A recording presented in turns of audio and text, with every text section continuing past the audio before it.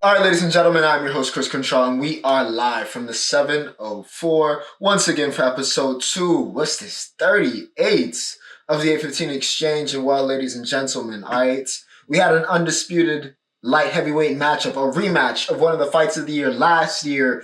Couldn't live up to the hype this year, and what would happen between Dmitry Bivol and Artur Beterbiev.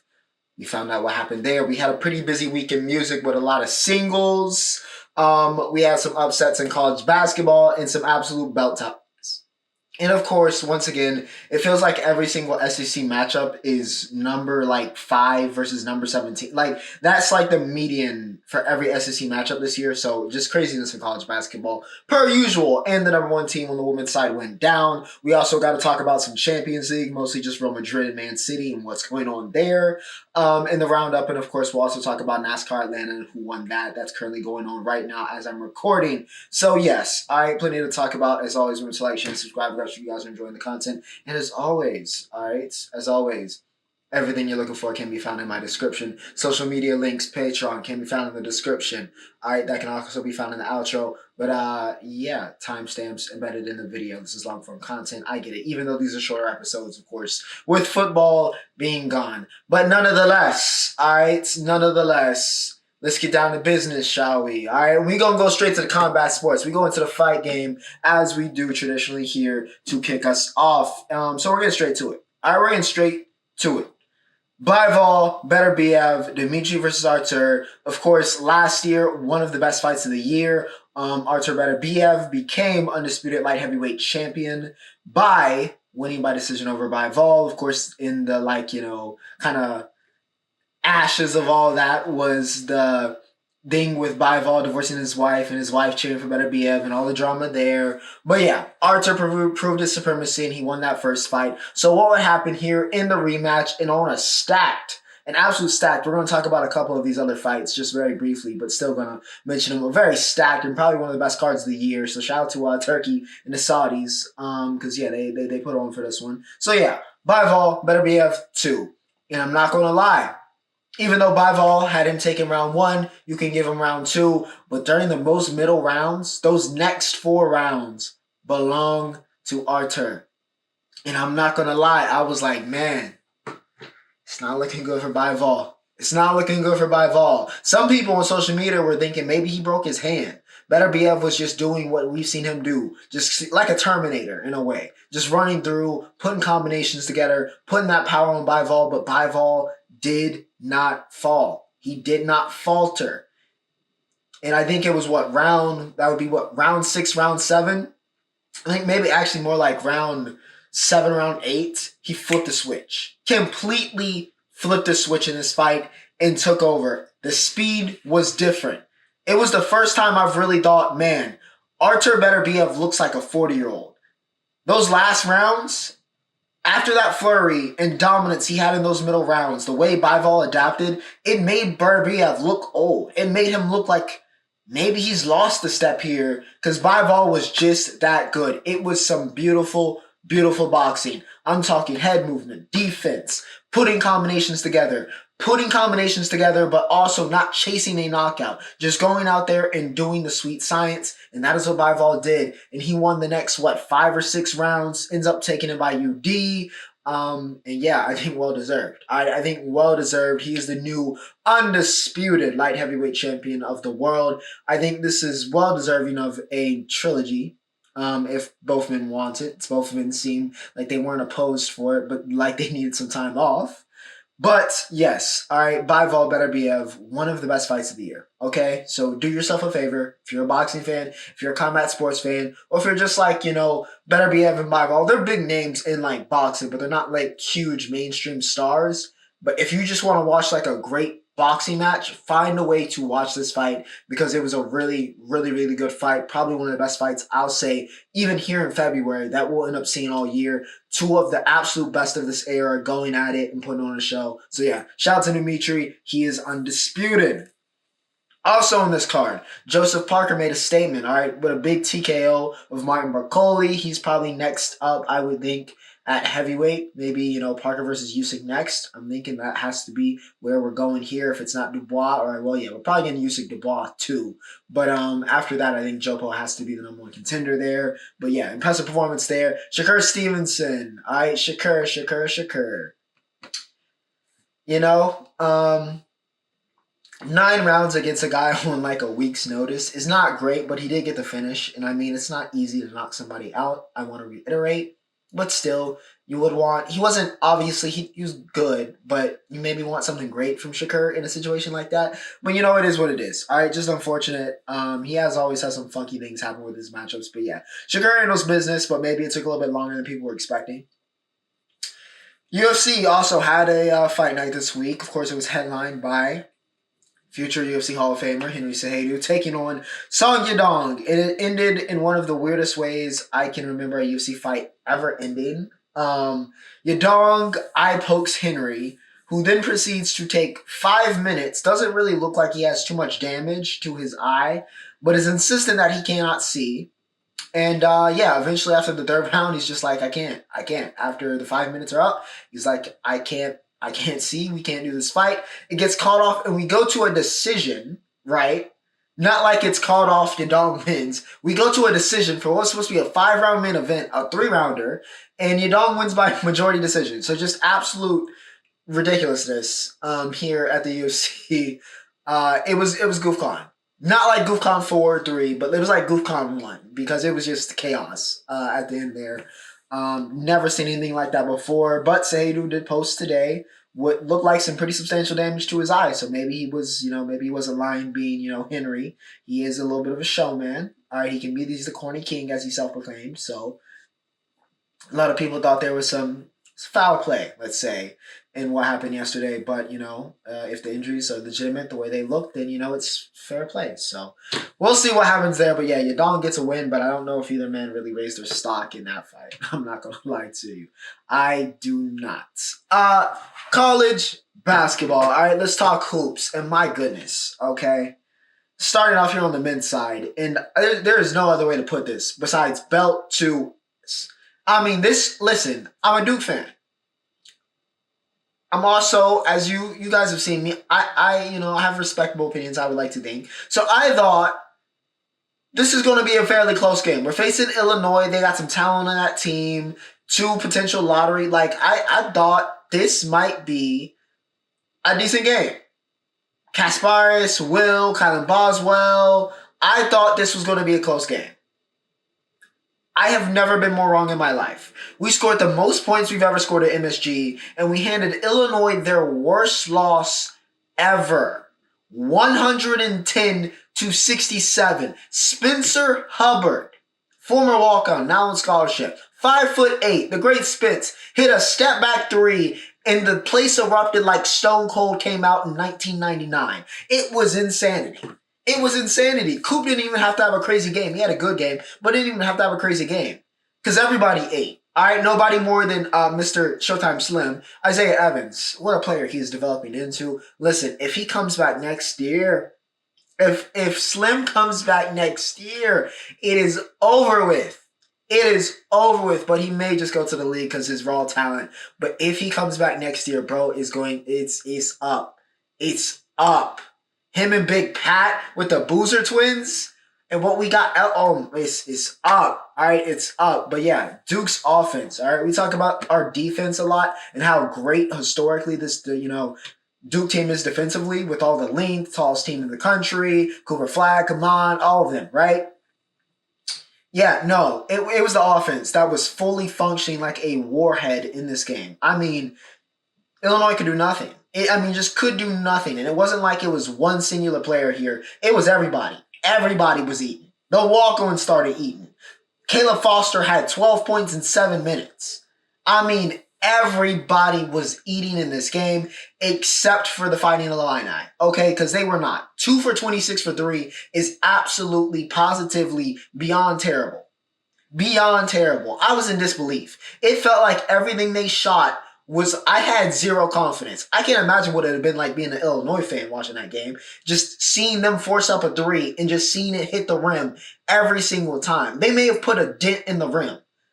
They might have to readjust the rims before the next Knicks game just because of how many missed threes and missed shots in general Illinois had in this game. It was horrid. It was horrid. All right, I'm not going to sit here and lie to you. The score makes it look just as bad as it was. All right, this was an absolute, unadulterated ass whooping. Period. So yeah, Duke looks very, very dangerous. Of course, this was supposed to be the big test because the ACC is weak. But yeah, no, Duke passed that with flying colors. But I guess it raises more questions about Illinois. But yeah, we'll see. But Duke looks unstoppable. Except I guess on the road at Clemson. So yeah, we'll see. All right, we'll see. Let's talk about the SEC. Alabama and Kentucky. Alabama just knows how to, another team that can score. All of their games are like 90 to 80, whether they win or lose. It's every single game is 90 to 80. That team can score and get buckets. Mark Sears, I challenged him last week. I said Mark Sears got to be a superstar again. He had 30 in this game to lift them. And now listen, it was a very unethical 30. Okay? It was probably some of the most unethical hoops you will see all year. But he still had a 30 ball. All right, he still had a 30 ball and led his team to a win over Kentucky, 96-83. Big Cliff had 11 and 15. I got to give a shout out to him too. Aiden had 19 off the bench. One of the most efficient, but he did have 5 threes. So yeah, shout out to Aiden Holloway, North Kakalaki legend. The big story though here for Kentucky was Oweh has been the guy all year. Let's be real. He has been the engine on what this Kentucky team kind of functions on. They got some good players that Mark Pope has over there, but Oweh has stepped up and been the guy. In this game, he had the worst game of the season for him. And probably one of the worst games, I'm going to be honest, we've seen from a guy that can be classified as a star or as the guy on a team that we've seen all year, especially in a moment as big as this one. He went 1 for 9 in this game, 5 fouls. He fouled out. 1 for 9.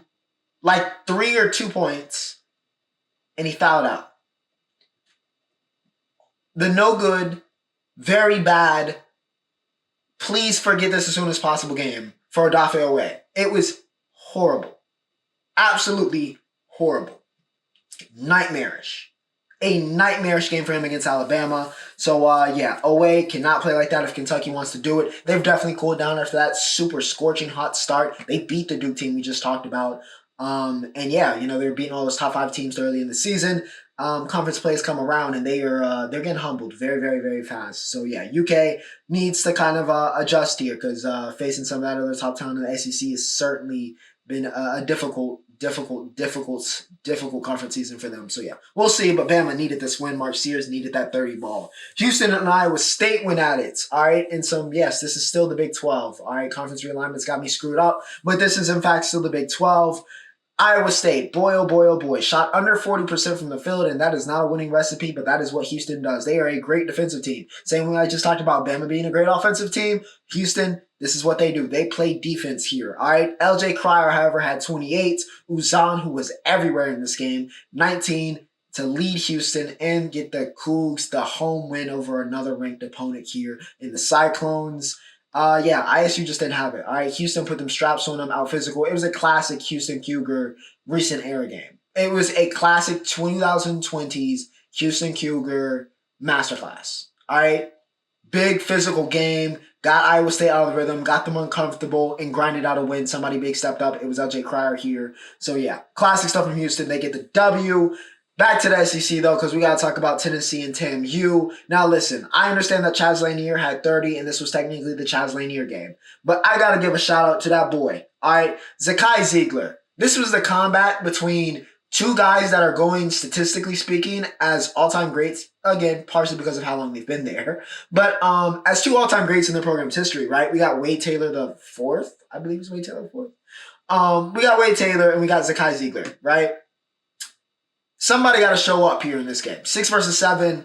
Chaz got the 30 ball, but in the clutch, one of your veteran guards has to step up. Wade Taylor went 0 for 9 from 3 in this game. As a whole, Tam, you went 5 for 30. And as I mentioned with Illinois when I talked about them versus Duke, that ain't a recipe for success. So you know where this is going. Because Zakai Ziegler was the veteran guard that stepped up here. I mean, with no regard for human life, pulled up with a absolutely filthy 3. Drained that mother. And that was all she wrote. And that was all she wrote. It was cold-blooded. It was cold-blooded. No hesitation. Maninus just pulled it. Got free and pulled it.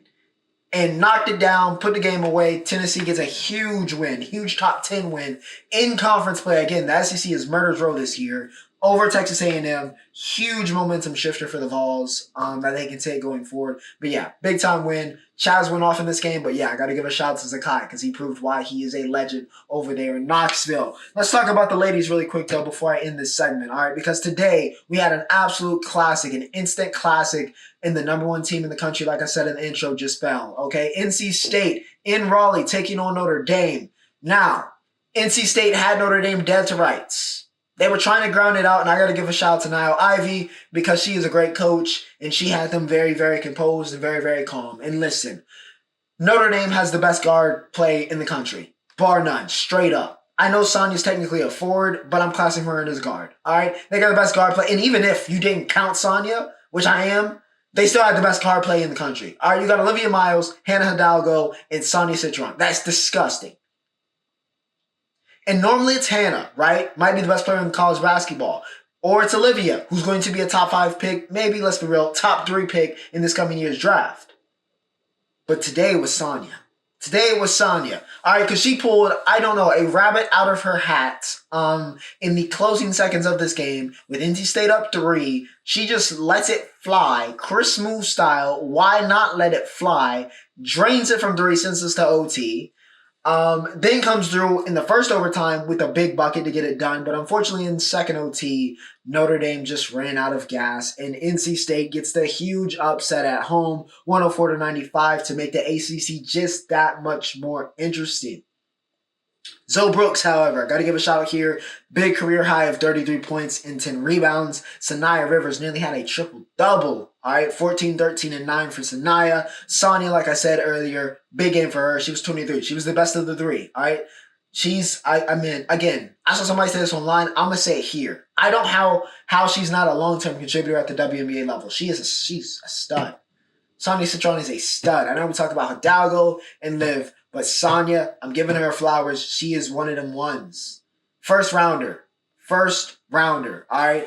Olivia had 22 and 9. Hannah had 26 and 5, though it was not the most efficient. I got to give a shout to some of the defense. All right. Isaiah James and Sanaya Rivers that the NC State team has been able to play and been able to foster culture-wise over the past 2 years, especially since they really both arrived. So, yeah, good stuff from State, man. Opens up the ACC. And I want to say about women's college basketball, there really is no dominant team. And I like that. I really like the state of women's college basketball right now. We got a lot of star power. We got a lot of stars. We got a lot of teams that can get it done and win and be deserving, but we don't have that one team that is just going to pile drive or, bulldoze everybody. We got like 10 teams that are like in that mix, and that makes for a really, really fun March. So yeah, exciting stuff going on in the women's ball game still. All right, no Caitlin, no Cammie, no Angel, but yeah, we still cooking. All right, we still very much so cooking. NC State though, good job for the Pack. They get the big win and the big upset over the number 1 team in the country.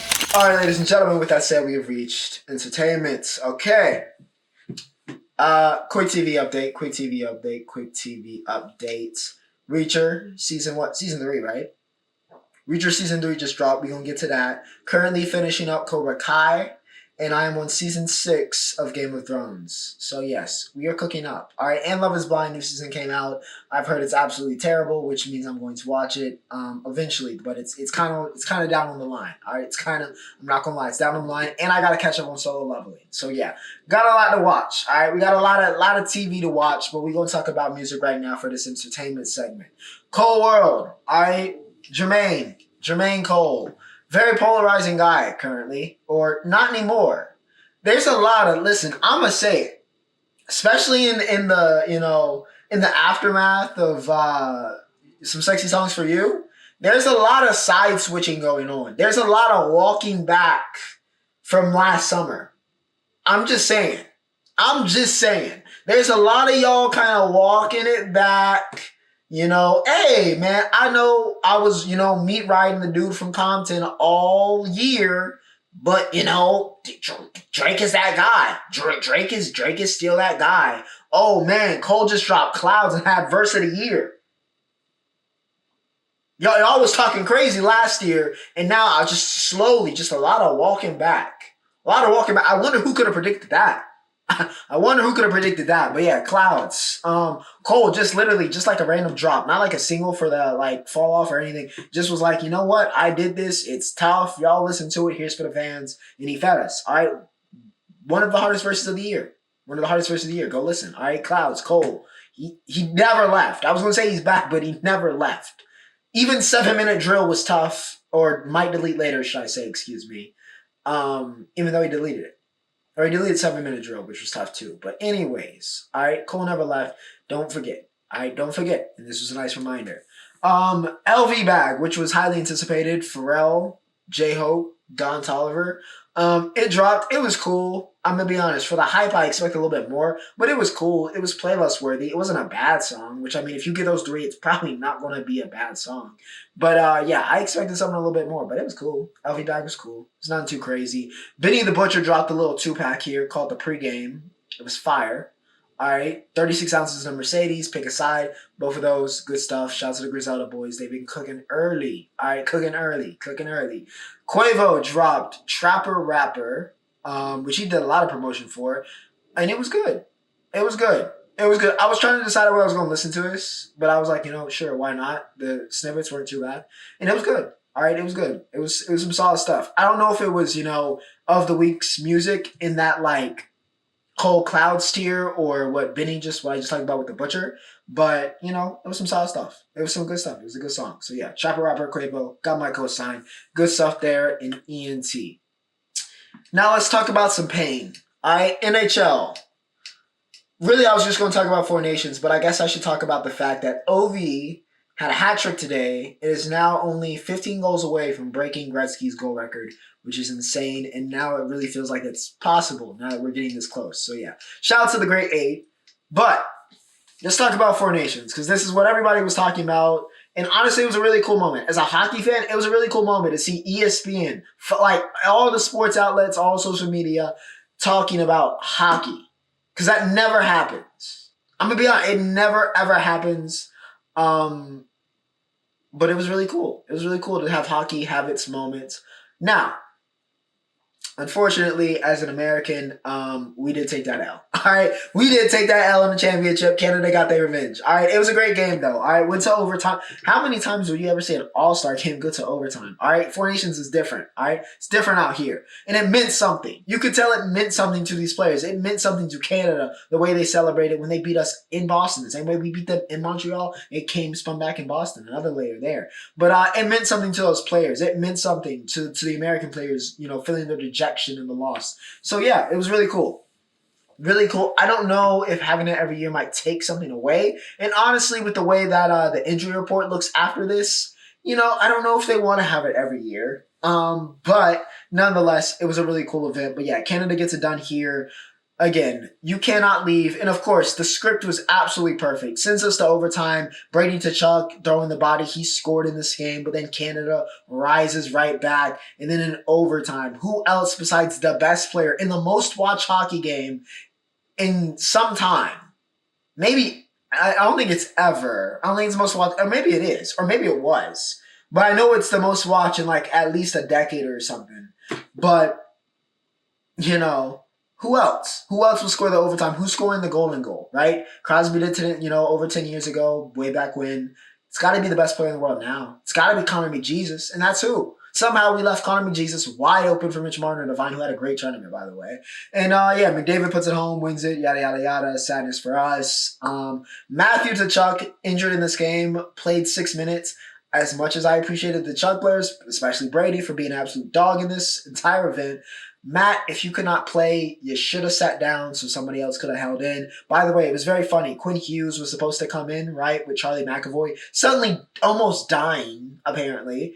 So yeah, Quinn was about to come in, but then Quinn couldn't come in. So yeah, it's kind of like, hey, if Matt couldn't go, then maybe Quinn could have slotted in there. And then, funny enough, Sanderson scored the second goal for the U.S. So yeah, ended up working out that Quinn couldn't play, but that was some big drama in the days before the game on Sunday and Monday. Jordan Bennington, though, I got to give a shout out. As much as I was praising and glazing McJesus, which is well deserved, golden goal is a golden goal. But yeah, Bennington won this game for them. I'm not gonna lie, he showed up big time. He has a pinch hit for that. If you're new to NHL, he does this. He does have a tendency to do this. But yeah, big game Bennington showed up big time, made some unbelievable saves, especially in overtime and late, to keep Canada alive. Honestly, Connor Hellebuck, I know he got a lot of flack.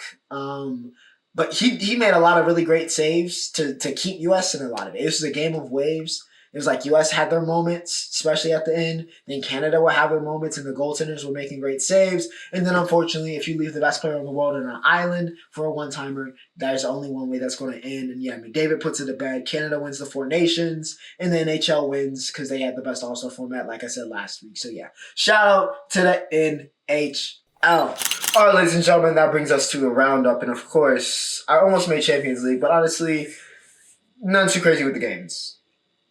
All right, nothing too crazy. I mean, Feyenoord got rid of Milan, so I guess that was big. But I felt like the real big thing that happened here, we could talk about here. All right, we could talk about in the roundup. And that revolves around two teams this week, okay? We have the second leg of Real Madrid and Man City. Of course, the first one finished 3-2. It was an instant classic. I was expecting cinema. All right, I was expecting cinema from leg 2, and well, it was cinema. If you were a Real Madrid fan, if you're a Real Madrid fan, it was absolute cinema. Because Real Madrid put it on the boys, specifically Kylian Mbappe with his first hat trick in the Champions League at Real Madrid, his first hat trick at the Bernabeu as well. So yes, glorious night. All right, glorious night if you're a Madrista. They beat the brakes. I mean, Man City just were never in it. The defense was getting shredded. Ruben Diaz had a disaster class.